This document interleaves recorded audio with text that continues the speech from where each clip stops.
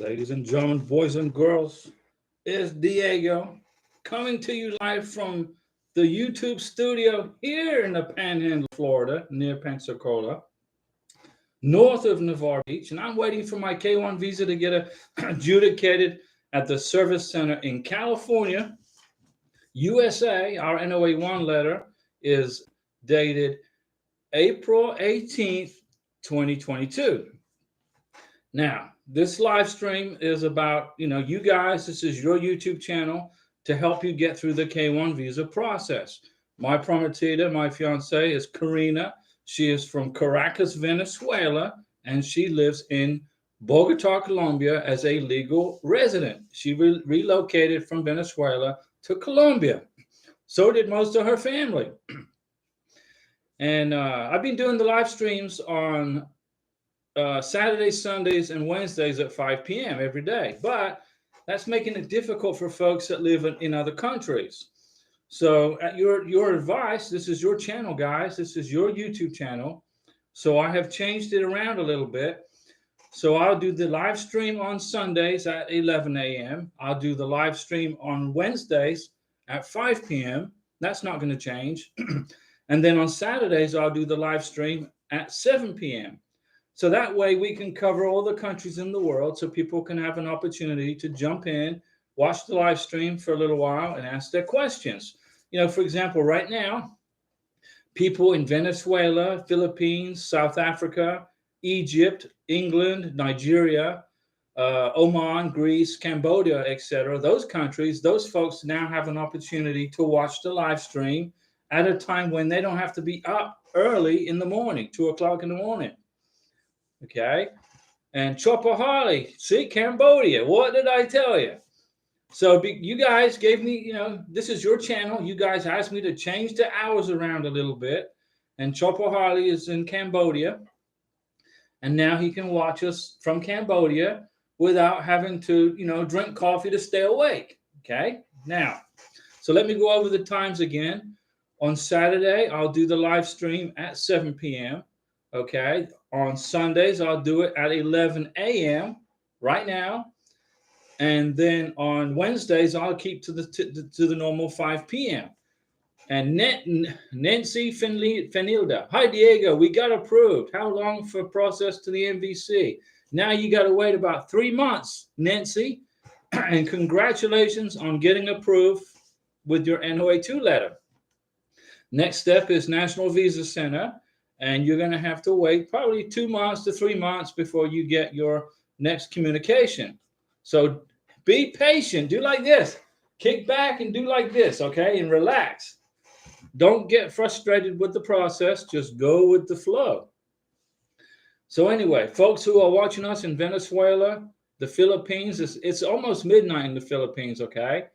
And in South Africa, Egypt, England, Nigeria, Oman, Greece, Cambodia, and other countries now can watch us without having to, be infused with coffee to stay awake, or the green tea, whatever the case may be.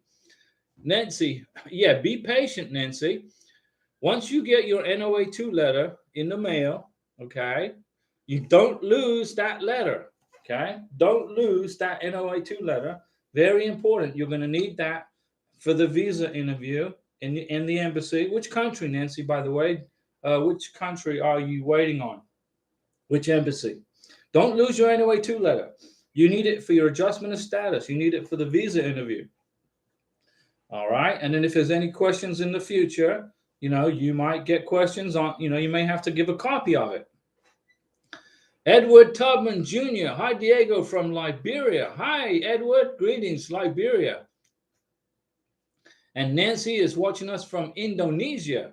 So, okay, so it's getting close, a little later in the evening, but it's not difficult to check in and get an interaction with the live stream in Indonesia. The time is a little better for you. Now, if I have to get up at 4 o'clock in the morning or 3 o'clock in the morning to do a live stream, I'll do that too. But for right now, it's going to be Saturdays and Sundays and Wednesdays, okay? Saturday will be at 7 p.m. On Sunday, 11 a.m., and then Central Time, and then Wednesdays We just kept it to 5 p.m. Camilo Diaz, Nancy, what is your date of your NOA1? Yeah, Nancy, what is your NOA1 receipt date? And when was your NOA2 receipt date? This gives people an idea of how long you had to wait for your approval on your NOA2 letter. And I'm seeing around a 14-month, 13-month window of time that you have to wait. Okay, it's about 14 months, 13 months, which is getting much faster.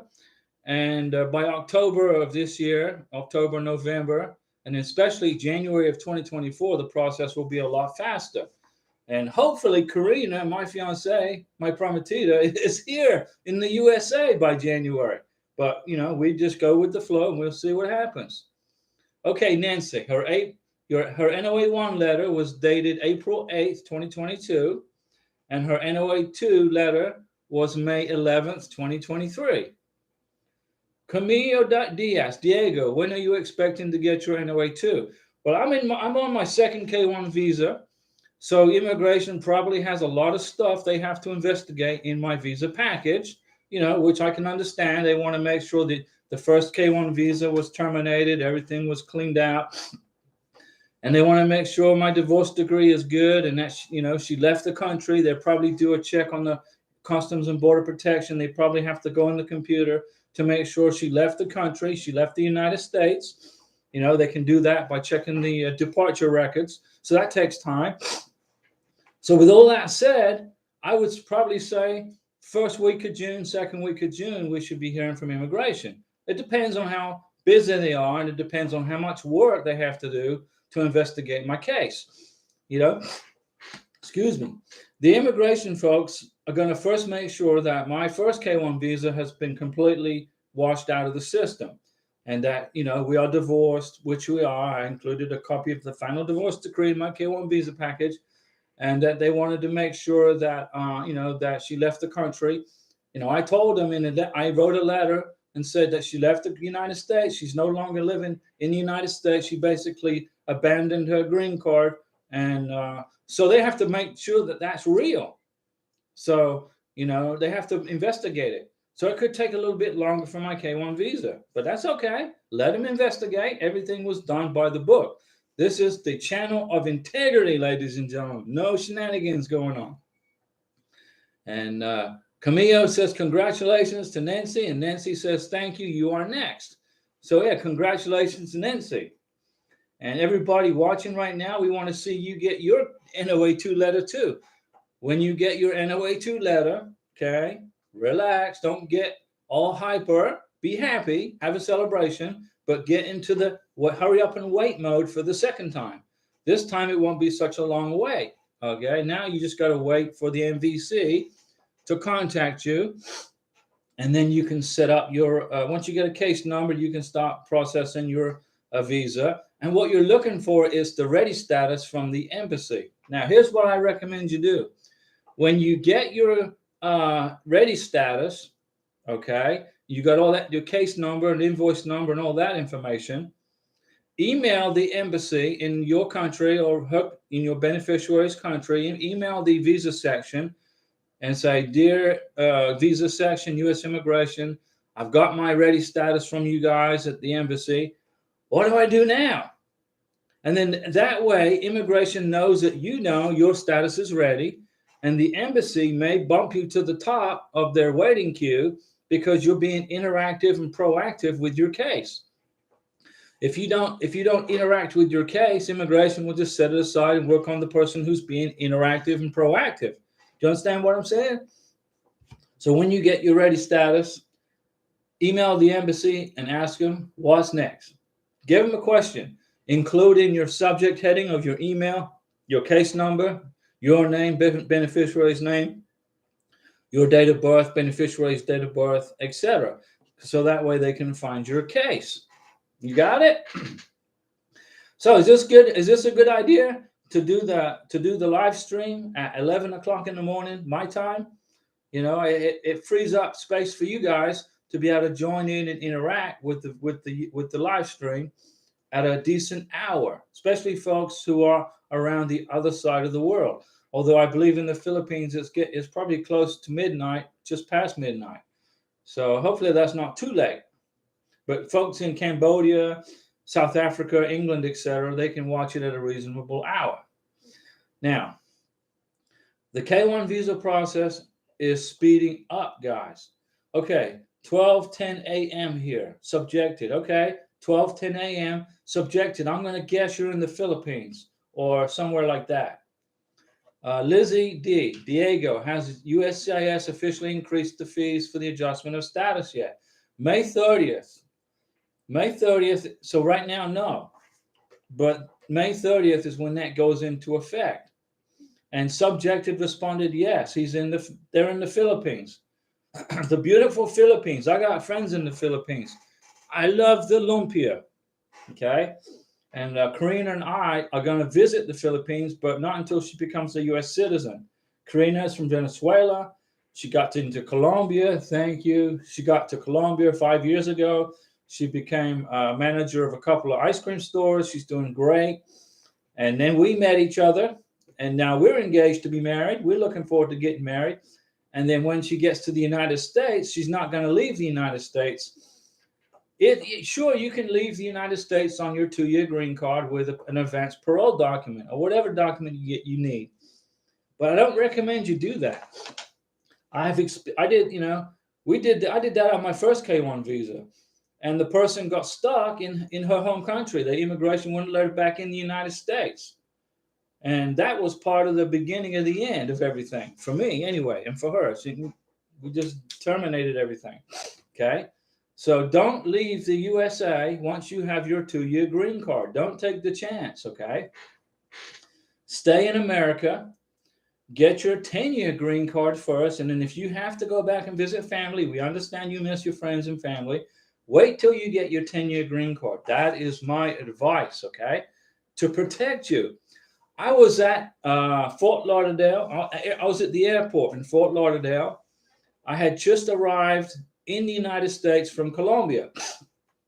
And there was a person sitting next to me. They just got married, a young lady and a young man. The young couple just got married. She just got her 2-year green card. She was showing me her green card. She was all excited. Look, Diego, I got my 2-year green card. I got my little parole document. I'm going on vacation. No, she didn't have a parole document. She just had her green card. Correction. So she's sitting next to me with her husband saying, look, I got my 2-year green card. I'm going back to Colombia to visit my mom and dad in Medellin. And I said to her in Spanish, show me your parole document, your advanced travel document. She goes, what's that? She said, I don't know what that is. I said, it's permission from the U.S. government for you to leave the United States on a 2-year probationary green card. You got to have permission. And you got to buy this thing. It was back then like $600, I think. I can't remember. I didn't ever apply for one. So she's sitting next to me with plane ticket in her hand, round trip from Fort Lauderdale to Bogota, then on to Medellin. And I said to her, where is your advanced parole document? She goes, I don't know what that is. I said, if you get on that airplane right now, as soon as you leave United States airspace, your visa's terminated. Boom, it's gone. She goes, you're crazy. I said, no, I'm not crazy. I know the process. I went through it. Do not leave the United States. And I talked to her husband in English, and I told him, I said, look, man, I said, if you bring your wife to Colombia right now, she's going to have her green card terminated as soon as the tail of the airplane enters into international airspace. And then he said, I can't believe it. So I pulled up my phone and I Googled it and showed it to him. And he said, wow, holy macaroni. I said, here's your choice, man. You can get on you start boarding in 20 minutes to fly to Bogota. You can fly to Bogota and your wife will lose her green card. And then you're going to have to apply for a spouse visa, I-130, which is going to take 2 years. Or you can pick up your suitcase and go back home and don't go anywhere and call you. And then your wife calls her mom in Medellin and said, Mom, I'm sorry, I can't come because my green card will be terminated if I leave the USA. Because I don't have a parole document. And so they stood up and they gave me a big hug and thank me for saving their butts.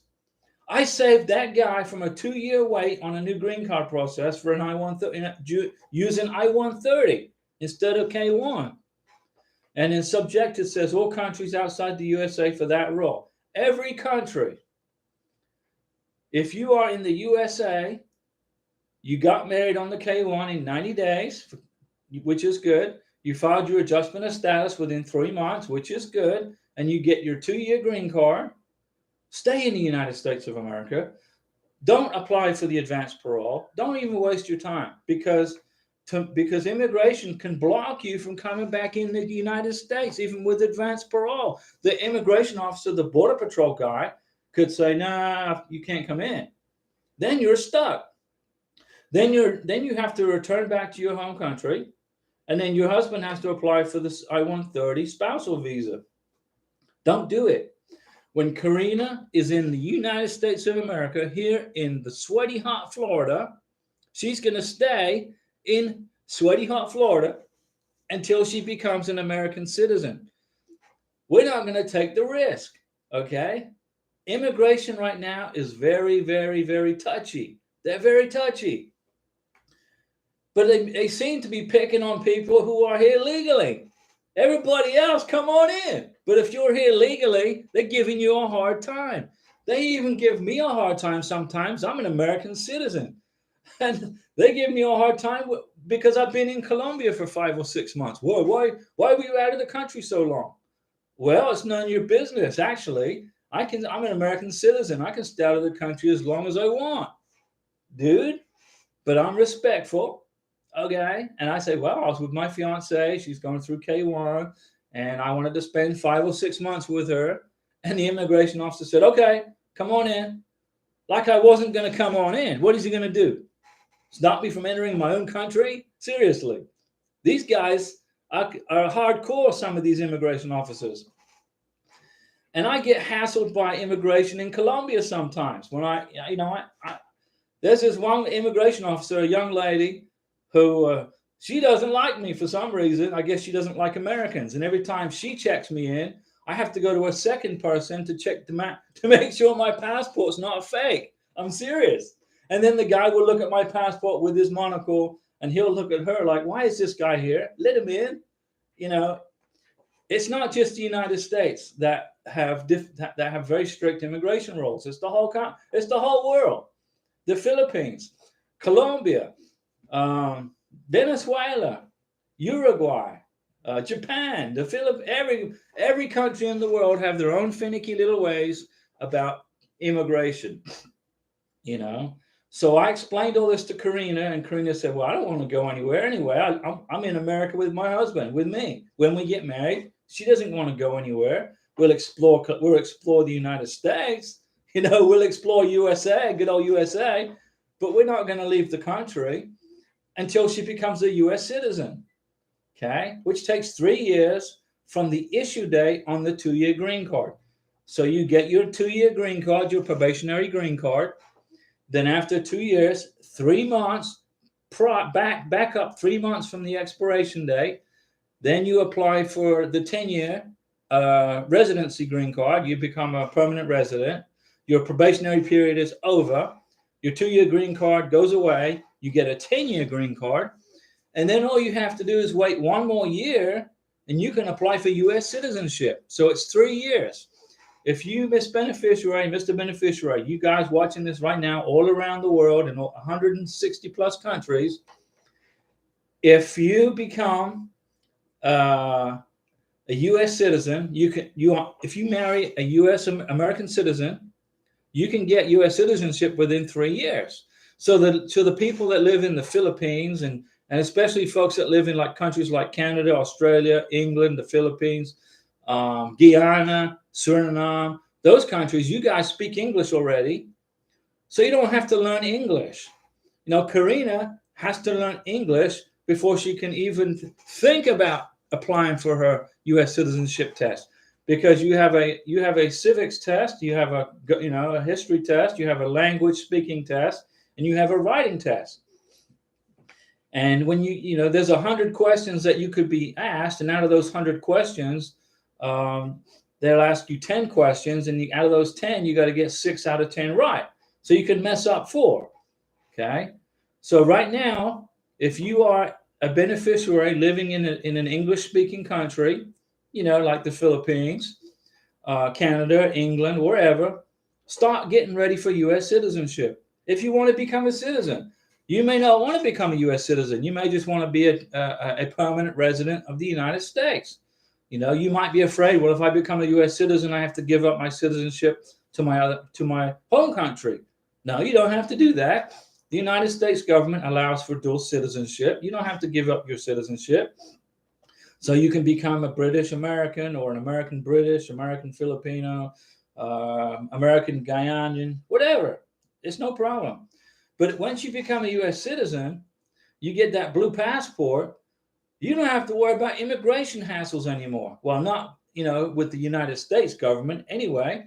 You may get a hassle entering other countries, and there are some countries that you cannot enter with a U.S. passport. For example, North Korea, not like anybody wants to go to North Korea on vacation. What is there to do in North Korea except worry about getting arrested and in prison? Seriously. You can't go to Iran. Now, I'd love to go to Iran for vacation. It's so historical. I'd love to go see all of the monuments and the history of the country, but I can't go there. Venezuela. Karina's family lives in Venezuela. Her mom, her dad, and one other brother who did not leave Venezuela because he's 16, so he can't leave the country. He didn't want to leave the country. And I can understand that. But as soon as he turns 18, he's in Colombia. He's out of there. I can't go to Venezuela without a visa. Now, in order to get a visa, I got to find a consulate somewhere in the United States that will issue me a visa, a Venezuelan consulate. And there's only one. It's in Washington. And forget about it. I'll wait till Venezuela's a free country. Once it's a free country, once those communists have been removed from the government, hopefully sooner rather than later, and then the citizens are once again free to be able to live their lives, then I'll go to Venezuela with Karina. But the first place that we're going to go when Karina becomes an American citizen is England. She has always wanted to visit England.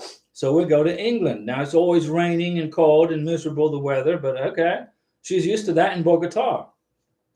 So the first thing we'll buy is an umbrella, and then we'll go to England for 30 days, and we'll go travel around England, southern England and London, okay? So if you plan stuff like that, like we are, it helps you get through this K-1 visa process a lot easier. If you plan stuff, plan your honeymoon, plan vacations in the future, plan on becoming a citizen. Keep occupied, keep your mind occupied, and try not to think about, well, where's my visa? Where's my NOA-2 letter? When am I going to get my NOA-2 letter? Because you're going to get stressed out and you're going to get tired mentally. I don't count the days for our NOA-2 letter. I just wait for when it gets here. And what will happen is I have what's known as informed delivery on my phone. So I'll get an email from the post office. Whenever I get mail in my mailbox, the day before it gets stuck in my mailbox by the postman, the mailman, I get an email from the post office. Bing, Diego, this mail is coming to you in the next 24 hours. And I look at it, and it's usually junk mail. It's usually just garbage. So, but one day I'm going to get an email from the post office that has a return address on it for USCIS, California. That's the letter I'm looking for. That's the one I'm looking for. Once I get that email, guess what? Tomorrow or whenever I get it, I'm excited because I know that the NOA-2 letter is here. Well, will be soon in the next 12 hours. Or it could be an RFE. Okay, I'll get an RFE. I respond to the RFE. And I doubt very much it's going to be a denial because our visa package was fantastic. But you just never know with immigration. You never know. They might find something stupid and say, oh, you got to do this, you got to do that. Okay. They're just picky. That's why I put this YouTube channel together to help avoid you guys getting into those mistakes that I know will happen if you don't pay attention to details. You put together a fantastic K-1 visa package and you don't sign USCIS Form I-129F. You forget to sign the form and you mail it off, it'll be in immigration for 2 or 3 months, and then it'll come back to you rejected because you didn't sign the form.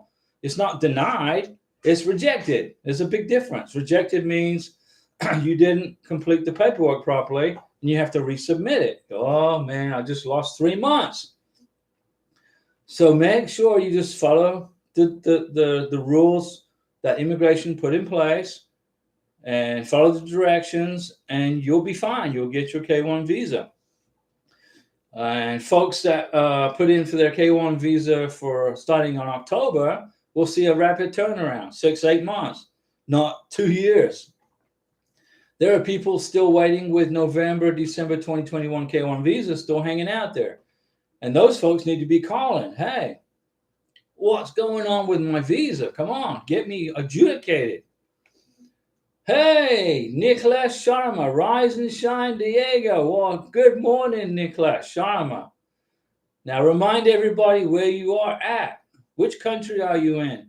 Rise and Shine definitely means it's morning wherever you are. And tell everybody where you're at. And Rise and Shine, Nicholas. We hope you are waking up very well, refreshed, and ready for a nice big breakfast. India, that's right. I remember. Nicholas is from India. And remember, your K-1 visa adjudication will be at the consulate in Mumbai, not New Delhi. Don't go to the U.S. Embassy in New Delhi because they don't adjudicate K-1 visas there, Nicholas. They do it at the consulate in Mumbai. Every single K-1 visa for our good friends in India is adjudicated and processed and in the consulate there in Mumbai. Beautiful Mumbai. A lot of people in India. You guys, I think you are the #1 populated country in the world right now. You overtook China. I think you've overtaken China, communist China, as the most populous country in the world. So, hopefully the traffic's not too bad. Let's see here. Fado. Hi, Diego. Hi, Fad. How are you? Fad, let everybody know where you are from. Which country do you live in? We're glad you're here. And I'm in Florida. I'm in the panhandle of Florida. I'm in northern Florida. Florida's like a big boot kind of thing. And I'm up here in the northern part near Alabama and Georgia. Okay. Miami is 12 hours from me. If I was to drive to Miami, it would take me 12 hours in my car to drive to Miami. And I have to go through another time zone. I'm in Central Time. Florida is such a big place that there's 2 time zones here, Central and then Eastern. And Eastern Time commences in Tallahassee. There's a line that goes through Tallahassee, which is the state capital. Nicholas, thank you. I would like to inform that it has been more than 2 months to me having heard any update from MVC. I'm still waiting for NOA 2. Okay, if you haven't got your NOA 2 letter, then you won't hear from the MVC till you get your NOA 2 letter. Now, if you have your NOA 2 letter, if you got your NOA 2 letter, then it takes about 3 months to hear from the MVC. Okay, Nicholas? So if you have your NOA 2 letter, the date that you received it, you got to wait about 3 months before the MVC contacts you. Okay? If you haven't got your NOA 2 letter yet, then you, like everybody at me and everybody else, we're just waiting and waiting and waiting. But it's part of the deal, And Fat Doe, I live in San Diego. I'm going to get engaged to a girl from Iraq in 2 months. Well, Fat Doe, congratulations. And the embassy in Iraq is open for business, and they are processing K-1 visas. Okay? Now, Fat Doe, here's what I would recommend you do. The embassy in Iraq, in Baghdad, is processing K-1 visas, but they also give you the opportunity to have your K-1 visa interview at a different embassy if you want to. So if you don't want to have to go into Iraq and meet your, get and do all this, your fiance can do it in a different country if she wants to. Okay, so it's just food for thought, Fad Doe. Subjected for California Service Center. Okay, Nick Lash, I emailed the MVC. Replied, we have received your case. Okay. So the MVC has your case, Niklesh. So you got to wait 2 or 3 months for them to get you the welcome letter. Excuse me. I tell you, the pollen here is just killing me. So Niklesh, you have to wait for the MVC to get you the case number, okay? And that takes about 3 months. So be patient. You'll be there soon. You're at the end of the pipeline, okay? And then when you get the welcome letter and the case number, then you got to wait for the embassy. It's already more than 75 days. Okay, so 75 days divided by 30 is 2.5 months. So you got another 2 weeks. Another 2 weeks, and you'll hear from them. Okay? 2 weeks, 3 weeks, 2 weeks. Tops. You're close. And it's a difficult thing to go through, but it requires a ton of patience. Okay? A ton of patience. And you guys can do this. If you're at the MVC level, you've got through the hard part. The hard part was that 13, 14, 15, 16, 17, 18 month way. You made it through that. Now it's just cheesecake. Easy peasy.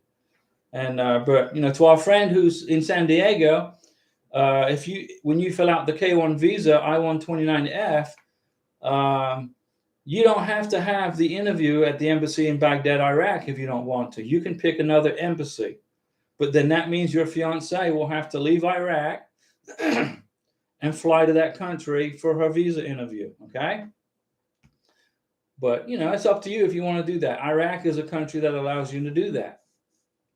And so does Iran. If you live in Tehran, Iran, to our friends watching us in Iran, if you're watching us from there, we don't have an embassy in Iran anymore.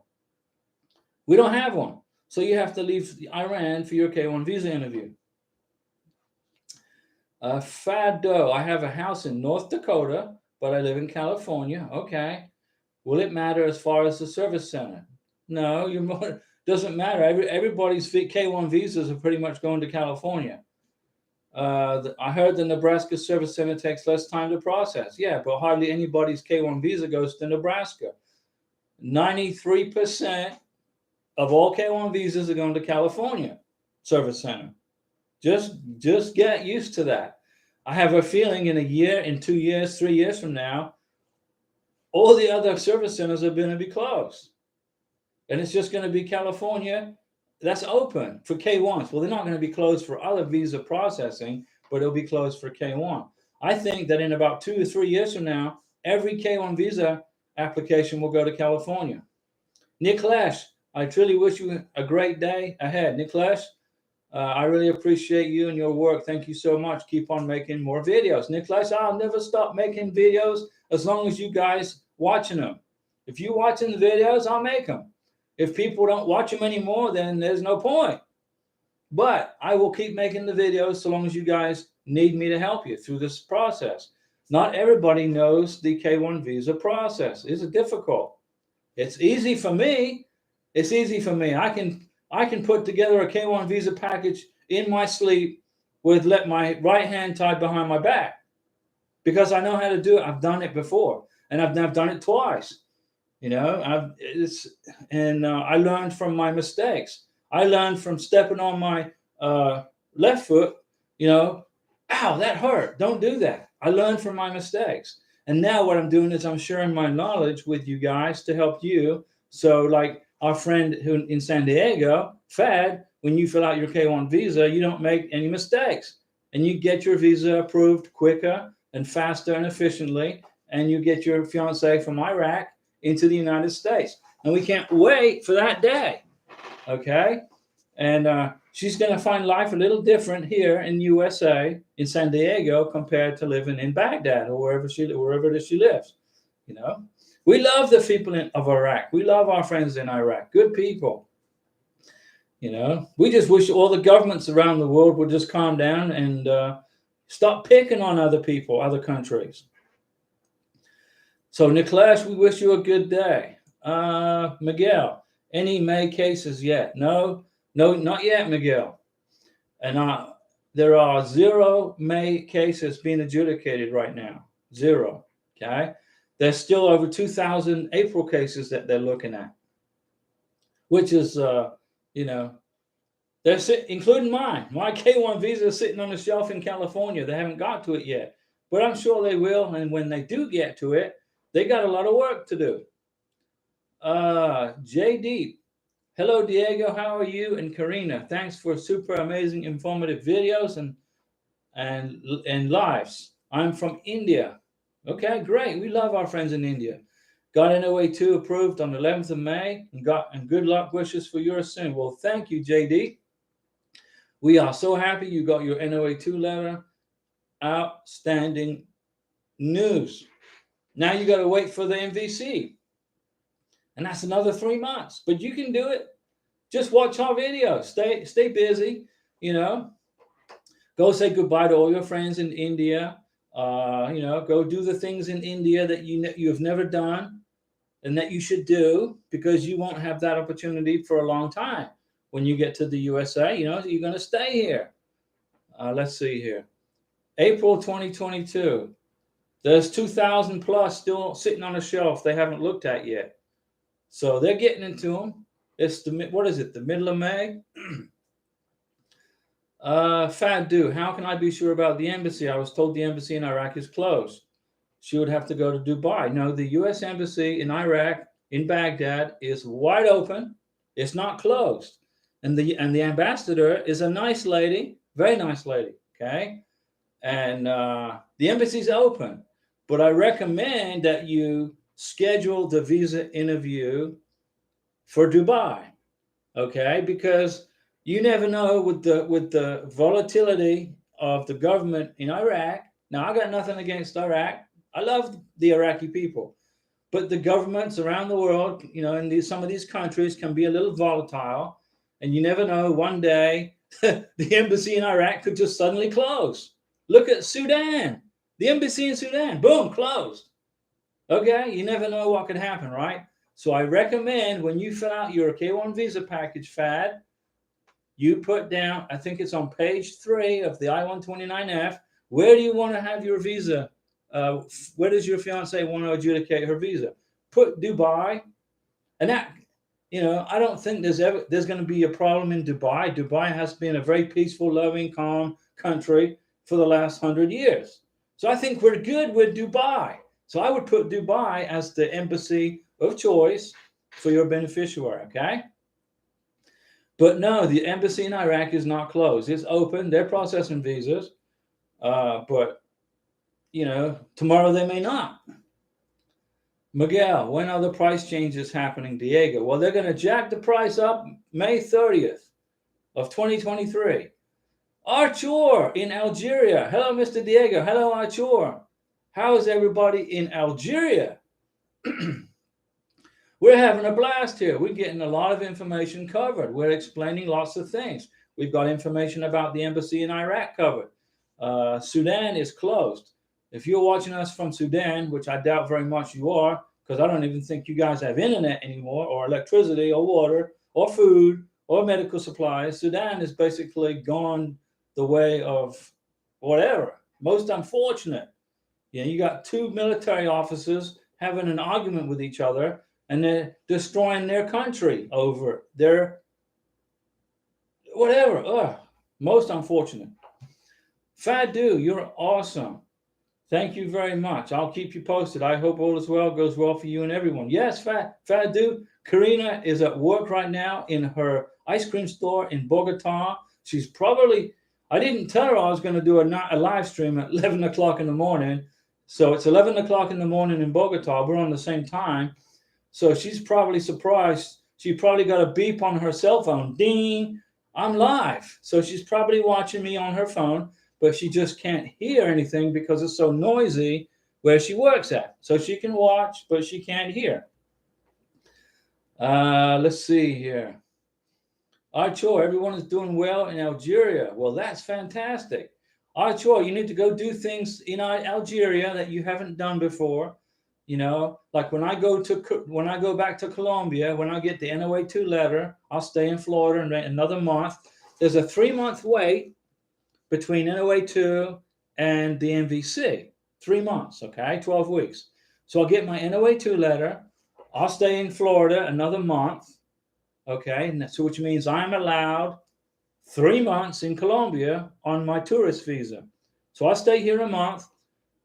Then I'll fly to Bogota, get to Bogota. I arrive at immigration. I hope I don't get that crazy female lady immigration officer because she doesn't like me. But everybody else likes me when I check in with immigration, except this one lady. She keeps saying my passport's false, but which it isn't. She just doesn't like me, so she wants to give me a hard time. And I just smile, okay, whatever. But anyway, I'll fly to Colombia, and I'll have 3 months on a tourist visa. So then after 2 months passes, I'm in Colombia 2 months. I got 1 month left. Hopefully the MVC will contact me and say, okay, your status is ready. Now you can start scheduling your interview, pay your visa fees, etc., for the embassy in Bogota. So I'll start the process while I'm in Colombia, do the Declaration of Financial Support, I-134. I'll fill it out on my laptop at the kitchen table in my apartment in Colombia, sign it and date it, give it to Karina. Here's the original copy. Then if my tourist visa times out and we still haven't been able to schedule the interview or the medical exam, then I'll jump on a plane. I'll fly to Panama for maybe 3 or 4 days, hang out in Panama or Brazil. Maybe I'll go to Rio de Janeiro and then fly back to Colombia. And then my tourist visa will kick in again for another 3 months. And then that will be enough time to finish the process. And then I will bring Karina and Tokyo ACAT to Florida from Miami, Bogota to Miami. JD, after MVC welcome letter, what do you do next? DS-160, police certificate, medical exam, etc. What is the validity of the DS-160? The DS-160 is good for 30 days. So when you can see a visa slot, what I would do is fill out the DS-160, but don't submit it. Just fill it out, bit at a time, bit at a time, bit at a time. Don't submit it. When your DS-160 is perfect and there's no errors, you put your fiance's passport number incorrectly, you didn't mess up her name, you didn't mess up her date of birth, you filled out the DS-160 perfectly, let it sit in a save file. Then when you pay your visa fee and schedule your visa interview and schedule your medical exam, get your police certificate, and then translate the police certificate into English by a certified translator. Then you can submit the DS-160.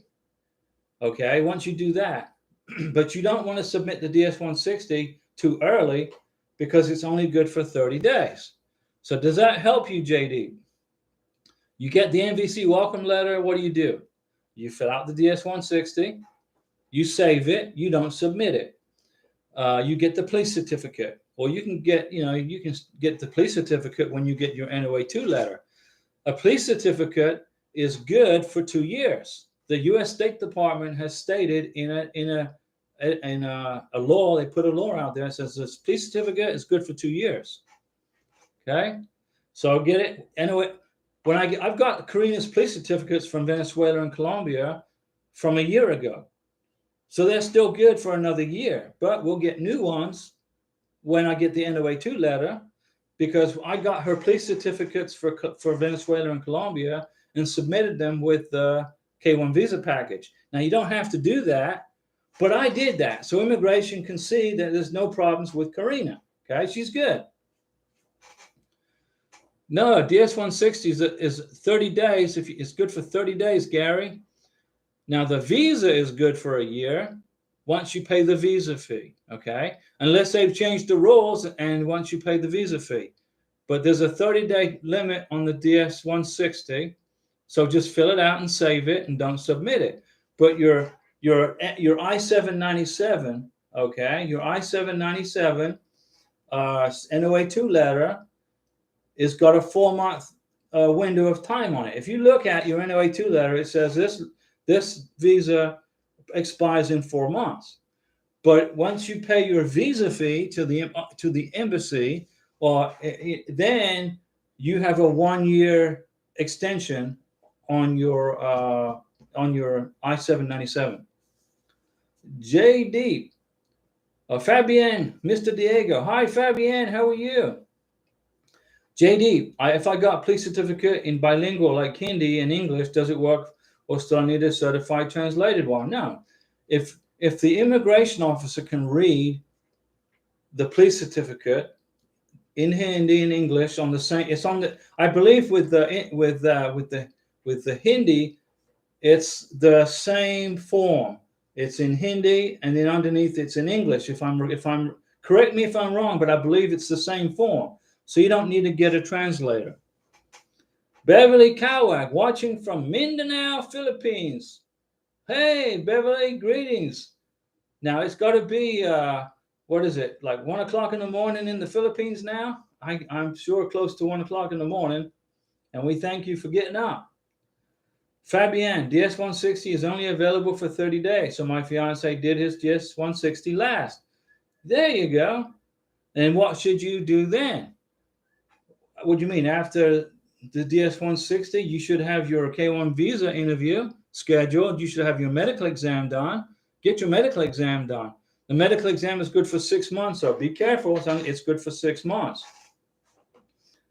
Maria, hi Diego, good afternoon. Thank you so much for your channel. No, it's your channel, guys. This is for you guys. I am the beneficiary waiting in Colombia for an I-130 petitioner. My spouse, U.S. citizen, and I have pending. We are both in Bogota. Wow, me alegra, me gusta Bogota. Mucho feliz para ti. Pronto tu visa aprobado. Maria, soon you'll be there. The embassy in Bogota is scheduling visa interviews in 2 months. Okay, it takes about 2 months. Maria, my question is, can my spouse and I travel to China while in process of the I-130 is pending? You can but sure, if you want to go to China, but why would you want to go to communist China for your honeymoon? They might let you in, but they may not let you out. I don't know. I got no problem with the Chinese, beautiful Chinese people, but the government, I don't trust them.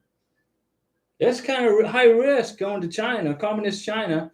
I would take my honeymoon like somewhere else. Why not go to Taiwan? Go to Taiwan. Taiwan is a free country. In Taiwan, you will have a wonderful time, and you won't see the Great Wall.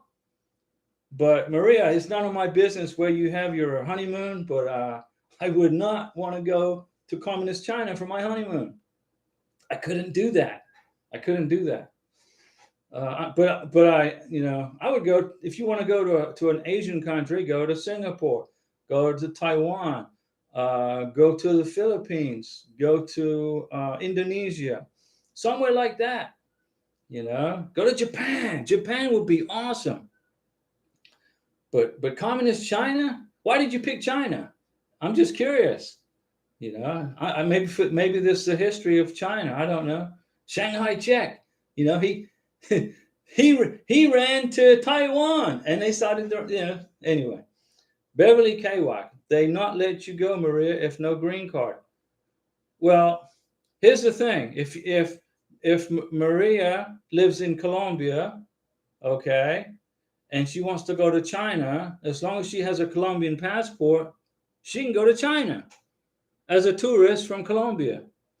But if Maria is in the United States of America, she cannot go to China as a tourist from the United States of America. But she can go from Colombia. Right now, Maria is in Bogota, Colombia, okay? Which means if she wants to, she can fly from El Dorado Airport in Bogota to Beijing, China for vacation. She can do that. My question is why? Maria, let's see.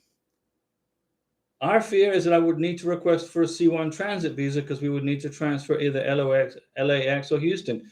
Don't go to China, Maria. Don't do it. If you have to do a transit through California or Houston, and you're in the middle of a spousal visa, you might get a hard time from immigration in the USA. Just my opinion. Okay. Fabienne, my fiance submitted the DS-160 last month. When should we do? You get his interview done when you can. When there's a slot available, schedule the interview, okay, and get the medical exam done. Get that done too. But don't, Maria, don't go to China. Change your plans. Go to Japan. Go to Taiwan. Somewhere like that. You know, what if the communist Chinese decided that they're going to invade Taiwan while you're there on vacation? You might get stuck in China. They close the airport down. Hey, I think like a military guy. I'm sorry, I'm retired military, so I think like a military guy. Okay. JD, I have USA refusal 9 years while I apply for a tourist visa. Okay, no big deal. It won't affect anything. No, you're good. JD, don't worry about it. If you didn't get a B2 visa approved, it's okay. Doesn't affect your K1 visa at all. Zero effect. A B2 visa is a visa where you leave your country and you come back to your country. A K1 visa is when you're leaving your country and you're not coming back to your country. Now, Fabienne wants me to reread her question. Let me see. I got a page up. Fabienne, let me see. What was your question, Fabienne? Hold on a second. I'm going to find it. My fiance submitted the DS-160 last month. Okay, it's good for 30 days. What should we do? His interview is in July. Okay, well, no problem. You just resubmit the DS-160. Redo it. You're going to have to redo it because it's going to time out. Have you submitted the DS-160? If you filled out the DS-160, you can save it. Just don't submit it. Just save it. And then submit it when you have your visa interview scheduled. Let's see. You can edit it it's good to edit it and change it. Beverly, yeah, you're right, but I guess only American citizen. Yeah. Let's see. Okay, thank you very much. Okay, Fabienne, yeah, you're fine. Redo it. When I schedule Karina's visa interview, okay, at the embassy in Bogota, Colombia, her visa interview's on this day. Then I'll submit. I would have already filled out the DS-160. Then I'll submit it to the embassy. Boom, here you go. It's submitted because I have an interview day. Fad Doe in San Diego. Hi, Diego. Another question. If I start a K1 visa in July, what is the likelihood of having it in hand by next July? I would say you will have the K1 visa in your fiance's passport from Iraq in September of next year. By September, in the passport. Okay? And Junior Marrero, what's your NOA1? Well, my NOA1 is April 18th, 2022. And we're still waiting for our NOA2 letter. But we'll get it. So, Maria, my friend Maria in Bogota, Colombia, go somewhere else other than China for your honeymoon. Please. Listen to me. Trust me. Trust this military mindset right here. Okay?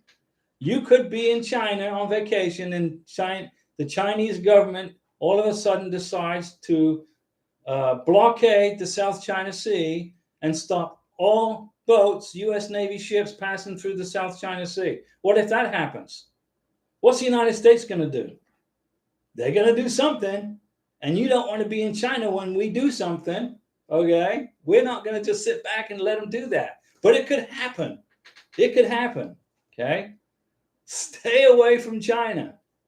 Just my opinion. This is no slight on the Chinese people. I love I got my Chinese restaurant down the street here.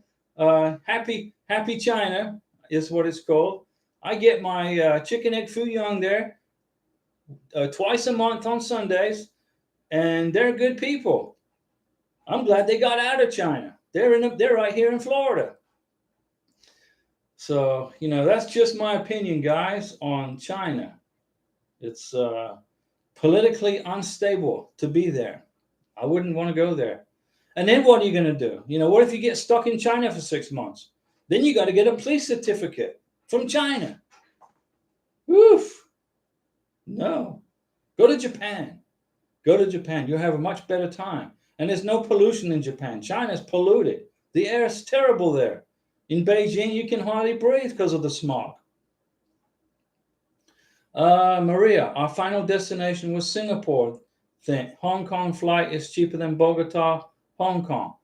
Okay, so you're going to fly from Bogota to Hong Kong, and Hong Kong is controlled by the Communist Chinese, and the people of Hong Kong are very unhappy with the Chinese and the way they're being treated. But you're going to fly from Bogota to Hong Kong, change planes, and then fly to Singapore. Is that what you're going to do? That's good. That will be fine. That will be perfect. Let's see. Archer, Fabien mean that he have his interview in July and submitted his DS-160. Yeah, you got to redo it. It's only good for 30 days. JD, but how I get my DS-160 details formed of 9 years back. It's not necessary. Do it. Fill out a brand new DS-160. Don't worry about what happened 9 years ago. Junior Marrero, Diego, you are right around the corner to receive the letter. I think on the next few days or a week, you're going to get the notification. Junior, I like your positive attitude, my friend. That is the kind of thinking I like to see. Excellent. Beverly Kowalk, I'm a fan of Chinese drama. Well, watch Chinese drama on YouTube in a different country. And then if China goes to war with Taiwan, Taiwan will win. The United States will help Taiwan. And then the rest of the world will help Taiwan. And then the Chinese economy will sink into the toilet, just like Russia's economy. And there you go. That's what I think is going to happen. What could happen? Okay.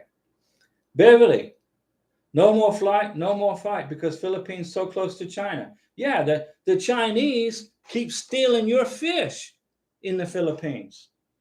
You got all these fishing boats sitting off the coast of the Philippines stealing your fish. The Philippine Navy needs to go in there and run them out. Just my opinion. I'm a military guy, remember? But, you got all these countries, Singapore, Australia, the Philippines, Thailand, Cambodia, all these beautiful countries living in peace with each other. And then there's this big bully called China that keeps poking everybody. I'm the boss in here. I'm the boss. No, you're not the boss. Yeah, it's most unfortunate. It's the government, not the people. Let's see. LK, I heard Kampala Embassy doesn't do K1 visa. Kampala, is that Kampala? Which country is that a country or is that a city? LK, I can't remember. Kampala. Archer, like the live stream, everyone. Yay! When you like the live stream, that helps other people find the videos. Gary Lafferty, MBI clearance in Philippines, good for 1 year, good for 2 years. Police clearance, the State Department recognizes police clearances good for 2 years. They don't pay attention to what the country says. The State Department makes the rules. The State Department says the rule is this police certificate is good for 2 years. They don't care what this other countries say. It's what all you need to worry about is what the State Department says. Let's see. Evelyn Irakos, LCAS. K1 visas are issued in Kenya. Yeah, they're being issued in Kenya. And I'll have to do the interview there. Yeah, you have to do a face-to-face interview in beautiful Kenya. Fabian, thanks. Uganda, that's right, Evelyn. Kampala is in Uganda.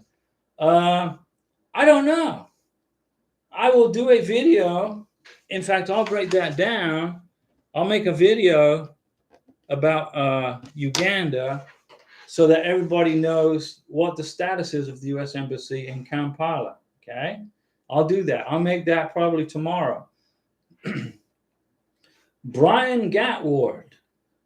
Is it okay if financial support statement is 6 months old from the interview? I have to deliver the signed letter to her. She does not have mailing address. The USIS said it is good for 1 year. What you got to pay attention to on the financial support document, the Declaration of Financial Support, is the edition date. Okay? If the edition date has expired, the embassy won't take it. Okay? So check the edition date. I think the Declaration of Financial Support right now expires in July of 2023. If you fill it out right now, it expires in July of 2023. Alcia, the reciprocity of Cameroon says that the police certificate is unavailable. Is it safe to say we do not need a police certificate from Cameroon? If the State Department, if the U.S. State Department police certificate section says so police certificate is unavailable, then you don't need it, a police certificate from Cameroon. Unless you can get it. If you can get it, get it. But if you can't get it, then you don't worry about it. Fadu, can you do a video about Iraq? Fadu, if you are a subscriber to the channel, you don't have to subscribe, but if you are, you'll be able to find that video very easily. I already made a video about Iraq. Just got to look for it. Page down through the videos and, oh, Iraq, there it is. Look for the Iraqi flag and that will help you find it. LK, hello, Evelyn. Junior, I am doing the K1 visa for my fiance, but to be honest, I don't recommend nobody do it. If I can take the time back, I'll get married better. Get the permanent green card right away. Junior, I disagree. If you get married and go through the spousal visa, and I've been through the spousal visa, when the visa gets to the MVC, you will have a nightmare of administrative processing. You could be stuck in administrative processing at the MVC from 3 months to 9 months to a year. Don't do a spousal visa. When you do a spousal visa, yeah, you get the green card right away if you can get through the National Visa Center administrative processing, where you have to upload documents into their SEAC system. I went through the spousal visa. I will never do that again. I had to upload documents into the SEAC system, which is the State Department website, and they said, Diego, we need to have passports of you and your beneficiary. Upload the passports. I uploaded the passports. They sent me an email like a week later. You submitted the passports, but you put them together. You had this passport with this passport. You got to resubmit the passport separately. This one, this one, this one, in color, this size. I said, okay.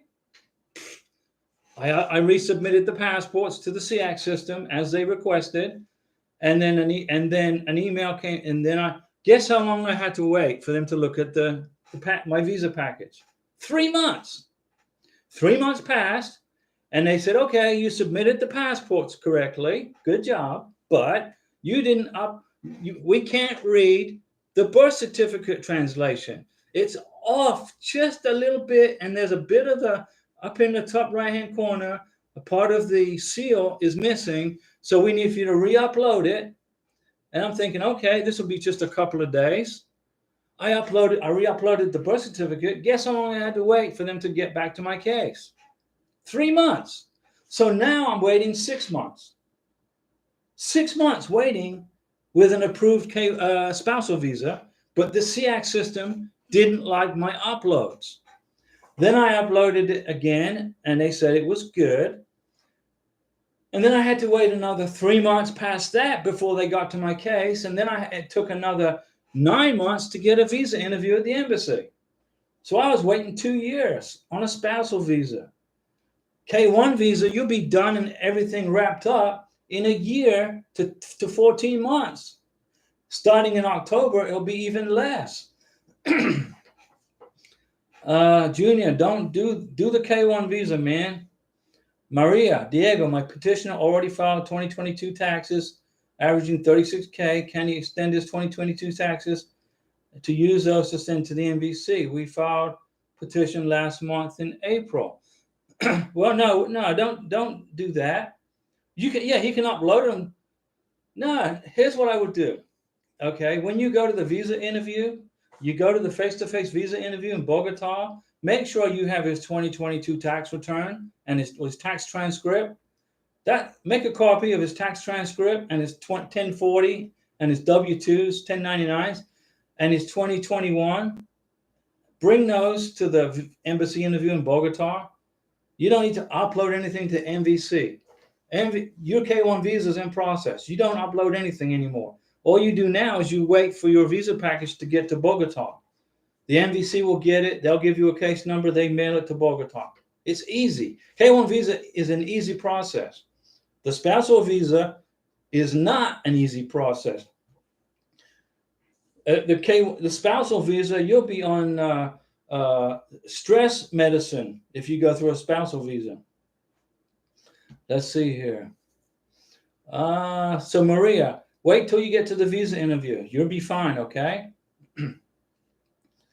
But you can. Oh, you're on a spousal visa, right? Yeah, you're going through the nightmare spousal visa. Yeah, you can upload the taxes to the MVC in the SEAC system, no problem. Absolutely. No, CR1. Yeah, I just remembered. Yeah, Maria. Yes, you can upload your 2022 taxes to the SEAC system to the MVC. No problem. That's no problem. Include the W-2s, the transcripts, the 1040s, and any 1099s. You can do it. That's it. You can do that. I had to do that in the past too. So yes, absolutely you can do that. JD, let's see. Faddu, I subscribed last week. Well, thanks, Faddu. It just makes it easier for you to find the videos. JD, request you make video how to fill out the DS-160 step by step. Yeah, I can do that. It's not hard to fill out a DS-160. They're going to ask questions of you like, have you ever been a member of the Communist Party? So if you live in Communist China and you're filling out a DS-160 and you say, yes, you've been a member of the Communist Party, the chances of you getting your K1 visa is probably much slim to none. Subjected. Is there still 3 options for financial support proof? The options are W-2, tax transcript, 1099, bank statements from the bank showing your deposits for the last year, a letter from your employer saying how much money you make, how long you've been employed there, etc. That's evidence of your income right there. When Karina goes to her face-to-face interview in Bogota, she's going to have a letter from my real estate broker saying I work for him, giving me permission to take time off to hang out in Colombia. There's a letter from my land surveying company I work for when they need me. My boss gave me permission to be in Colombia. I'm going to have 12 months worth of bank statements showing my direct deposits. Let me think here. Now what's and I'm not going to bring that up. But yeah, that's the basics for financial support. 3 options: 1099s, W-2s, transcripts, tax transcripts, 1040s. Brian, the I-134 instructions on page 2 says that a photocopy or scan of the original handwritten signature is valid for filing purposes. Yeah, it says that, but we got to remember this. Every consular officer make up their rules as they go along. There was a consular officer in a country in Southwest Asia who had a scanned copy of the I-134 and the 1040s, the tax return. Because the consular officer said, I need the tax transcripts and I need the original I-134. The book says you can send a scanned copy. The immigration officer says he wanted the original. So do you want to take a chance that you're going to get an immigration officer who wants to be Mr. Hardcore El Stricto, the Catholic nun in the high school with the ruler? Do you want to be in front of that guy or that girl? Or are you going to take that chance that he or she's going to be a kind, considerate person and give you a break. Here's what I say you do, guys. If you can, bring your fiance the original I-134, the original with your wet ink signature on it. Okay? If it is absolutely impossible that you do that because of mailing problems or whatever, write an affidavit, Mr. Sponsor, Miss Sponsor. Put a copy of your driver's license behind the affidavit. Include your name, date of birth, and place of birth on the affidavit, and say in the affidavit, it is impossible for me to get the original I-134 to my beneficiary. Here is an affidavit testifying to the fact why I cannot get the I-134 to my beneficiary. Include that with the copy of the I-134 and pray the immigration officer isn't a jerk. And then you should be fine. But what I recommend you do is get the original signed, wet inked I-134 in your beneficiary's hand, and then you don't have to worry about it. There was an immigration officer that set up a case back 3 months. They made it to the visa interview. They passed the visa interview, but he wanted the tax transcripts, but they had the 1040.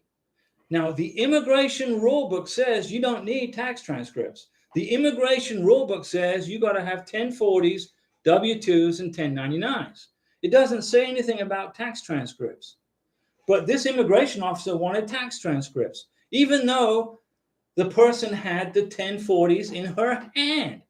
And she had to wait 3 months to reschedule the interview while she waited for her sponsor to get her tax transcripts. And then she had to wait for another interview date to get freed up. Okay? So here's what I recommend you do. Here's what I'm going to do. Karina will have in her hand my 2022 1040s, my 2022 tax transcript, if I can get it, because right now I can't get it because the IRS hasn't played catch up. They haven't created my record yet that I paid my taxes. But she's going to have my 2020, 2021, and 2022 tax transcripts, 1040s, W-2s, and 1099s. Although right now I'm just working off of 1099s because I'm on Navy retirement and I'm a real estate agent, and I don't get a W-2 as a real estate agent. I get a 1099. So I doubt I will ever see another W-2 again unless my boss at the land surveying company needs me to go work a project for him for 6 months or whatever. Then he'll pay me via, and then I'll get a W-2. Gary, that was Manila slow. Manila. Probably Manila, yeah.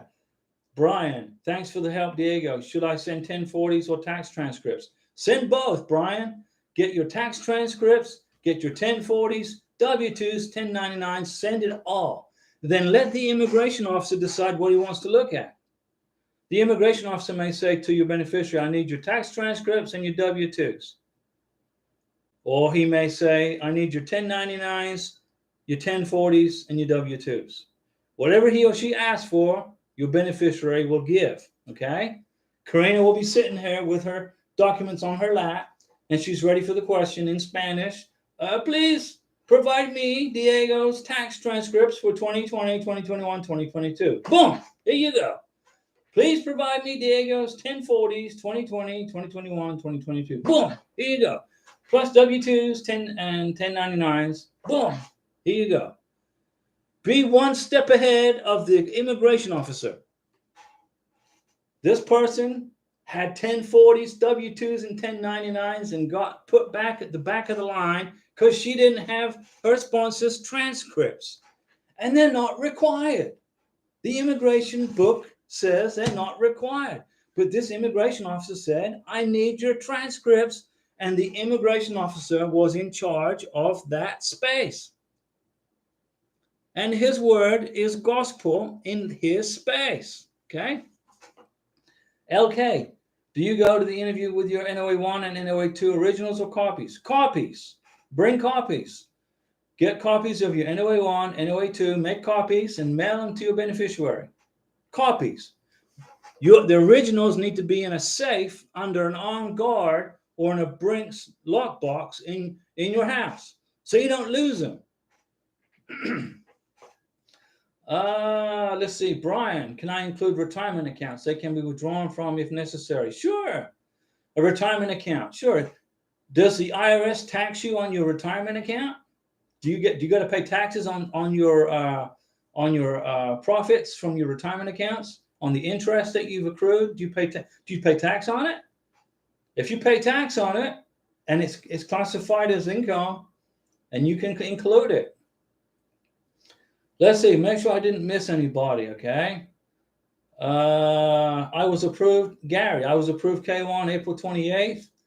USCIS completed CFO. Can she come anytime? Maybe things are faster now. It's getting faster and faster, my friend Gary.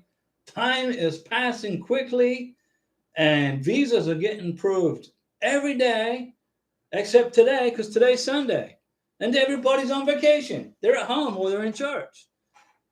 But, just to go over the live stream dates with you guys again. I've changed the live stream dates because we are a global channel. This is your YouTube channel. We are global. So the live stream on Sundays, I will start it at 11 o'clock in the morning Central Time. The live stream on Saturdays, I'm going to do it 7 o'clock in the evening Central Time, 7 p.m. And the live stream on Wednesdays, I'm going to do it 5 p.m. Central Time. I didn't change that day. But Saturdays and Sundays, I changed it so we can reach more people. We got people in London, England, who are up at 2 o'clock in the morning. They can't interact with the live stream because of the time difference. So I changed the times around. Brian, you are the best, Diego. Well, I appreciate that. Thank you, Brian. Subjected. Why does USCIS say 16.5 for Cali? Because they don't want people calling immigration to check on the status of their case. 95% of all phone calls to USCIS are people calling to find out what the status is. What's the status of my visa? When's my visa going to get approved? When's my visa going to get adjudicated? Why is my visa still sitting on the shelf and my friend down the street, his visa is already being looked at, but my visa was at the service center before his? As soon as you eliminate all those phone calls, the process goes by quicker. Immigration can process visas quicker. So what immigration did was, number one, they abolished all phone calls to the National Visa Center. You cannot call the National Visa Center for a status check. And that's good. That's good because now they can focus on creating case numbers and mailing visas off to embassies, not chatting on the phone. And then USCIS changed the processing time to 16.5 months. They should have changed it to 18 months because then what that does is it blocks people from calling USCIS and they can focus on their minds on approving visas, not chatting on the phone, answering questions that you know the answer to already. But because a lot of people get lonely and they want to talk to somebody at immigration, they feel like their case has been abandoned, which it has not. There are people who feel like their visa's been abandoned and that they've been forgotten about. So they want to call immigration just to hear a voice at the end of the phone to feel safe and secure, knowing their visa's still in process. You got to put that out of your mind. Your K1 visa, if you have an NOA1 letter, your K1 visa is in process. Whether it takes 1 year or 15 months, your visa is in process, okay? My NOA1 letter is dated April 18th, 2022. I'm still waiting for my NOA2 letter. Am I calling immigration up, yelling and screaming at them because somebody down, in Texas got their visa approved with the NOA1 date of April 20th? No, I'm backing away off. I'm doing this. Ooh, look how sweaty I am. I am just waiting like you guys for my NOA2 letter, okay? Let's see. So the reason USCIS says 16.5 months for California Service Center is so that we don't call the service center. We give them a timeout and they can focus on processing visas. Sandeshi Patil. Hi, Diego. My NOA1 is April 18th, 2022. Still waiting. And I too, my friend. Same boat. Same boat. Subjected. So we are seeing more 12 or 13-month cases now, or less. It depends. It depends on your visa package. Okay. You could have a visa package that, like mine, that requires a lot of investigation. This is my second K1 visa package. They've got to make sure that my first K1 visa has been terminated, washed away, and wiped out of the system. They got to make sure that my first K1 visa package has been completely washed away, doesn't exist anymore. Then that means that my second K2 visa is good to go. Then they got to investigate my second K2 visa. Okay, so it could take a little bit longer for me. So that's fine. I'm not worried about it. My first K1 visa didn't work out. The U.S. Congress, the congressional law says I can have two without becoming a multiple filer. A multiple filer is somebody who is on his or her third K1 visa, and you have to get a waiver from immigration to do that. You just can't file your third one.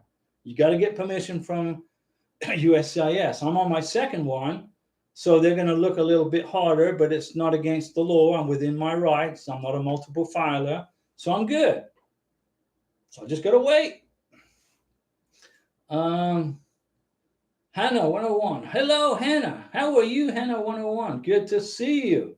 Thanks for dropping by for the 11 a.m. live stream. So Sundays, I'll do the live stream at 11 a.m.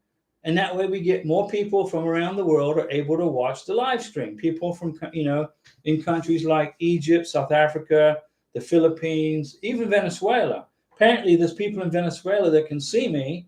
So they must have got around all of the government blocks, all the communist blocks, and whatever they do to block people from being free. They can see me in Venezuela. There's people in England that want to be able to, who want to be able to join us. Nigeria, Oman, our friends in Oman, Cambodia, like Tropahali's in Cambodia. So now it makes it a little easier for those folks to be able to step into the live chat. Amanda Rose B. Hi, Diego. Just want to say thanks for all your help and guidance. You reassure a lot of people with your information. I'm going to pull you guys over the finish line. Lots of people, number one, they're scared of Homeland Security. They're scared of immigration. They're scared of the process.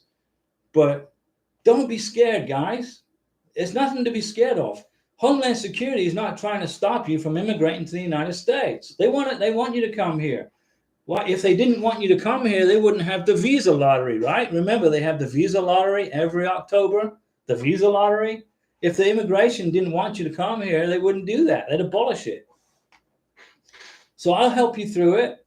I'll help you overcome your fears, okay? Antonio, so I finished our K1 packet, but on the date at the end where I signed my name, I put 5/31/23. Do you think I need to change the date, or will it be okay? Well, it's not 5/31/23. It's 5/14/23. So you can't put 5/31/23. If USCIS receive your visa package in the next 3 days, they'll send it back to you because you're out of date. You're not compliant with the date, Antonio. Now, you can put 5/31/23 if you mail it on June 1st or May 31st, then you're good to go. Go ahead and mail it on the 31st of May. But if you're going to mail your K1 visa package tomorrow, Monday, you need to put 5/15/2023 or today's date. Adu kindly Banjo. Hello, my friend. Susie Gomez. Hello, Diego. Hola, Susie. Antonio. Thumbs up from Antonio. Okay, that means you understand. Good. Don't mail your K1 visa package with a post-dated I-129F. It will not work because it's considered a fraud document. Okay, immigration, they look for any little thing like that. That's not quite right. Now, if it's something that's a silly mistake, they'll overlook it. They might send you an RFE, and they'll send it off to the MVC, and then the embassy. And there'll be a little note in your file. Ask the beneficiary about this. Antonio, I have another question. Ask away, Antonio. Maria, do you feel the new Colombia Family Reunification Centers the U.S. is proposing will help people like Karina and I answer questions about our process? No, don't go there. Don't go there. Those offices that Mr. Biden is opening at taxpayer expense is to help people apply for asylum. Now, Karina got asylum in Colombia from Venezuela, and I could have applied for her asylum to come to the United States. She's Venezuelan. I could have got her asylum, but we don't do that. We're following the rules.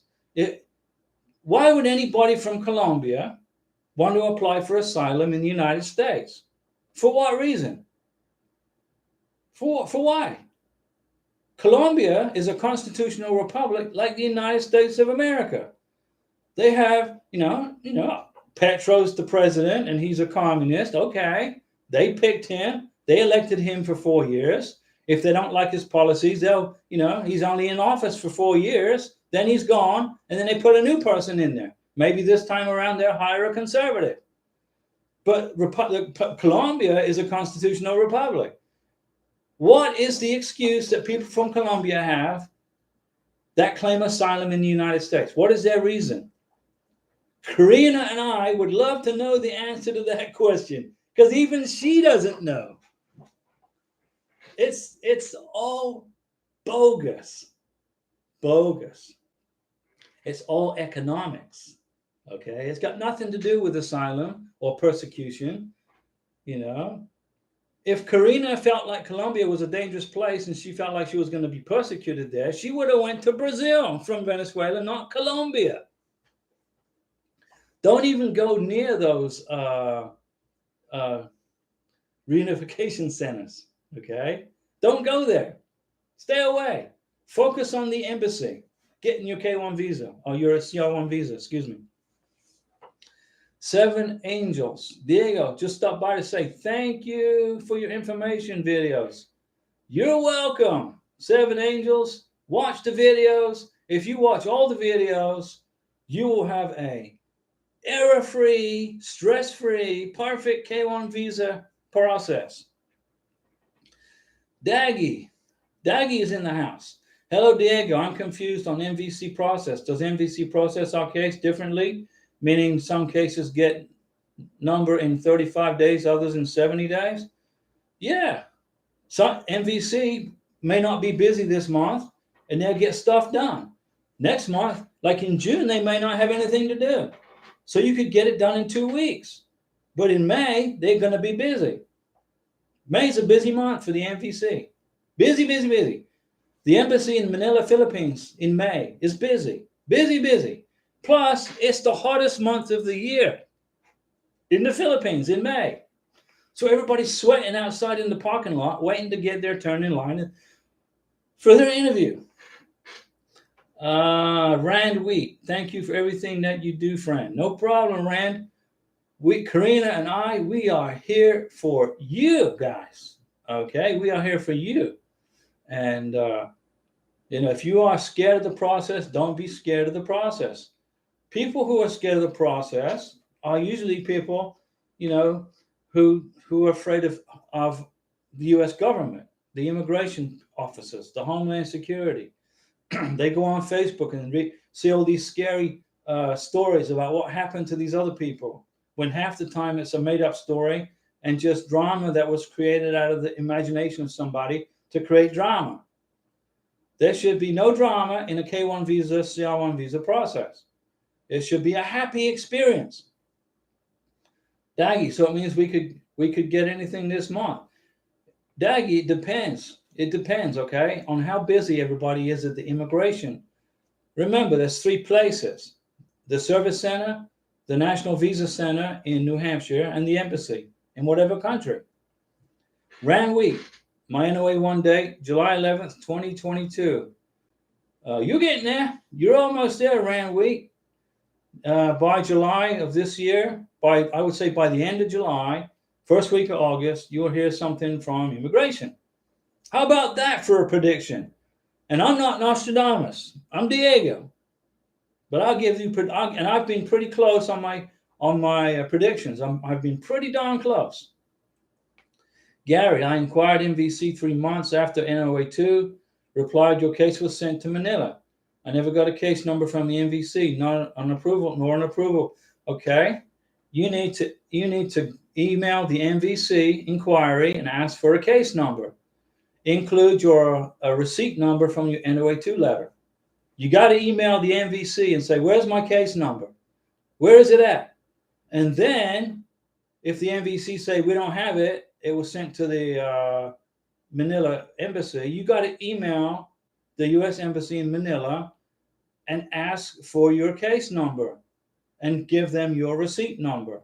You got to email two people, the MVC and the embassy in Manila, and keep emailing them. Oh, you got a case number from the MVC. Okay, then you're good. Antonio, you think we will be okay? Antonio, if you mail your K1 visa with a post date, don't do that. But if you mail your K1 visa with today or tomorrow, you're fine. Doggy, how do we get information about the embassy? I know you did my country information. However, they don't have us sold information about K1 visa or how behind they are. Well, every embassy publishes their data every month. Okay, so I'm up to date as of last month, as of April. Doggy is crazy. Yeah, it's crazy, but you got to just go through the process. Antonio asked me another question. My wife will leave her job on June 25th, 2023 and move from her current address and move back to the province.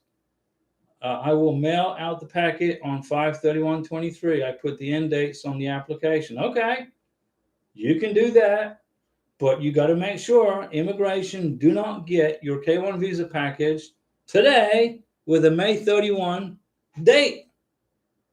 It will be sent back to you. Seven Angels, my NOA 1 dated June 29th. I hope we get NOA 2 soon. Absolutely, you will get your NOA 2 soon. Next month. Actually, June 29th? No, you'll get yours in July. Fado, how is the visa lottery going for Iraq? Well, we don't know. It doesn't start. The visa lottery doesn't open the doors until October. October 2023, the visa lottery opens its doors, and then you got like 30 days or so to go and apply for your green card through the visa lottery. And Iraq the State Department will let us know if Iraq is on that list of countries in October. So we got to wait for that, okay? And I made a video about the visa lottery. You just got to page through the videos to try to find it. And then you'll find the visa lottery video and you'll learn all about it. So Fando, for right now, I don't know how it's going for Iraq for the visa lottery. But in October, we will know. Chandi Priya Ranga Vyajaha. Hi, Diego. My NOA 1 is 13 April. Still waiting. Yeah, we're 18 April, and we're still waiting. And I'm going to take a drink of water, guys, so forgive me. I am thirsty. Tingle said, oof, mucho. Okay. Yeah, Chandy, we're still waiting for our K1 visa, too. Lissy D. Diego, my fiance completed his DS-160 March 24th. Are you saying it has expired? Yeah, it's expired. He completed his medical on Monday without any issues. His interview is June 14th. Okay, well, redo the DS-160 and resubmit it if you can. Okay. Did you print the barcode confirmation page that you did all that? Did you print the barcode for the DS-160? See if you can redo it and update it. See if you can do that. Give it a try. If it won't let you in there to redo it, then take the one that you have, the barcode. Yes, he printed it. Okay, good. He needs to take that to the visa interview. Okay? He needs to take that to the visa interview. Plus the NOA 2 letter. Did you get him a copy of your NOA 2 letter? Do I have an experience with the tourist visa? Oh, yeah, I have experience with the B2s. Yes. Daggy, do you have any idea or information about MVC current process and how behind they are? They are. I'll make a video about that. I have to go look at the data. I just can't. Can't guess. Okay, I got to look at the MVC data for May. I'll go ahead and publish a video after the live stream about current NOA2s for April 2022. Okay, I'll publish that so you guys know where we are with April NOA2 letters. And then I'll make a video tomorrow about the MVC and see what the backlog is at the National Visa Center. So, are we having fun? Antonio, my girl got an interview next month on the 5th in Manila. She is nervous. Nah, it's not got nothing to be nervous about, Antonio. It is nothing to worry. She'll get 4 questions. Now, that's for K1, right? Not the B2, K1. K1. Yeah, don't be nervous. She'll be in and out of there in 5 minutes. Dress business casual, okay? Remember, immigration don't have an out for B2. Okay, so she's going for a tourist visa. Okay, she better have lots of evidence that she's going to come back to the Philippines. Immigration will deny a B2 visa if they think that a person is on a one-way trip to the USA and they're using the B2 visa as the way out. So she better have lots of evidence saying that she's going to return to the Philippines. April Flower, hi Diego, does the U.S. Embassy in Baghdad, Iraq process K1 visa interviews? Yes, they are currently processing K1 visa interviews. I read they process limited numbers of K1 visa interviews. They are processing a limited number of B2 visas. Okay, K1 visas are being processed normally at the embassy in Baghdad, Iraq. Normal processing. B2 visas, no. B2 visas for tourists, you have got to be extremely lucky. If you can get a tourist visa from Iraq, okay, then you've won the $1 billion Powerball. Thomas, if you already have a K1 visa in play, then they'll deny the B2 visa. No, that's not true. They'll let you come on vacation as long as you can prove that you are coming back to your home country. And as long as you are honest and upfront with the immigration officer, and well, they did for your fiance. Yeah. Okay, then she didn't have enough evidence to prove that she was going to come back to the Philippines. It wasn't anything she did wrong other than the fact the immigration officer was probably a jerk. And number 2, she didn't provide enough evidence to prove to him or her that she was coming back to the Philippines. All right? She should have at least $10,000 cash in her Philippine savings bank account, at the minimum. Now, that wasn't the issue. She was doing well until they asked her about a K1. Okay, she should have told them. They shouldn't have asked her. She should have gone into that B2 tourist visa interview and said, excuse me, sir, ma'am, I just want to be upfront with you. I'm also waiting for my K1 visa to get adjudicated, and I want to go to the United States to spend time with my fiance. But if she didn't bring up the fact that she was in the process for a K1 visa, her B2 will be denied right off the bat because the immigration officer right away lost trust in the process, in her mind, okay? If you are in a K1 visa process and you want to come to the USA on vacation with a B2 visa, come on, you can do that. But you must be the first person to open your mouth to the immigration officer and say, by the way, I am going to the United States. I'm also in the middle of a K1 visa. If you do that, then the level of honesty in the immigration officer's mind just went up another floor. Okay? So that's the reason. If she didn't tell him she was in a K1 visa process, and he's going to know already, she wasn't keeping it a secret. She was honest. Okay. Yeah, they were just concerned with her case. An overstay on the B2 is a possibility. Yeah, don't worry about it. You know, just Forget about the B2 and just focus on your K1 visa. That will get approved. Maria, during the U.S. Embassy interview in Bogota next year, they will allow my husband and I to sit together at the interview. Absolutely. The U.S. Embassy in Bogota, Colombia allows for you, Mr. Beneficiary, Miss Beneficiary, to be together at the visa interview. Trust me, I've been there and done that before.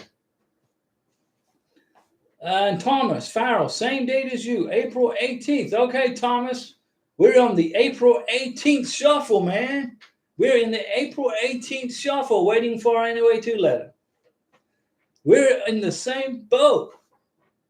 Row, row, row your boat. Yes, Maria, you can. You and your husband can be together in Bogota. No problem.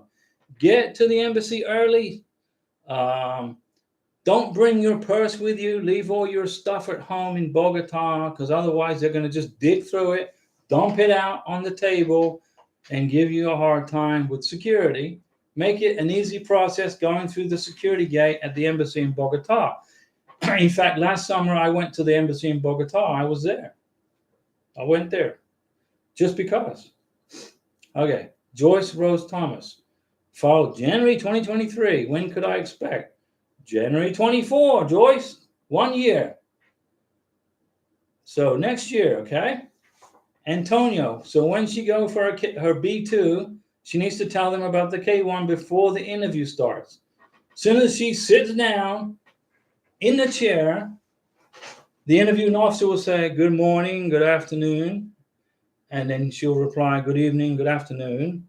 And then he may ask her a question, and then she will reply, and then she will respond with, oh, by the way, I'm also in my K1 visa process. I just want to be upfront with you that I want to go to the USA for a vacation to be with my fiance. That's it. You're being honest, and she needs to be the first out the gate with that information. Zainab Bula, NOA2 is March 11th. When will I hear from the MVC? Probably by middle of June, first week of July, Zainab. Antonio gives me another thumbs up. Antonio, I like to see that. Come on, guys. Nobody can stump me on a K1 visa question. I've been there, done that, waded through the marshes, crossed the deserts, and survived this before, and I'm doing it again. People say I'm crazy for going through it again. No, I'm not crazy. I'm madly in love with my prometida, Karina. She's at work right now, working her butt off. She'll work 12-hour shifts without taking a lunch break. She's strong, she's tough. When she gets to the United States of America, she's going to be very, very successful. I predict she'll be a millionaire in 5 years. That's what her mindset, her work ethic is unbelievable. I've never seen anybody work as hard as she does. Daggy, we're lucky to have you. Thank you for your support and advice. Daggy, I'm glad to be here. Okay, guys, I have been talking for 1 hour and 43 minutes. Give me your final questions, because I'm going to log out of here and go get a big glass of cold water. And then I'm going to go sit in my back garden and do my Spanish lesson. Every day I take a Spanish lesson and learn new words. I learn new Spanish words every day. Gary, Antonia interview, not bad, but she should know you will like your address, phone number, and ask my ex-wife name. Yeah, that's true. Interview was easy for us. They were a jerk. Yeah, most immigration officers are hardcore jerks. But they're Hollywood. They're good people. They're just trying to rattle your cage, to get you angry, get you nervous, to see if you will make a mistake. Okay? And it's only for 5 or 6 minutes. Okay, guys, thanks for watching. And like I said, the next live stream will be Wednesday at 5 p.m. regular time. Thanks, CFO jerks, immigration jerks. The whole process to some people is a horrible experience. And I feel sorry for those folks, because you shouldn't be horrible. Okay, Fed. Okay, everybody. See you later. And we'll see you Wednesday at 5 p.m.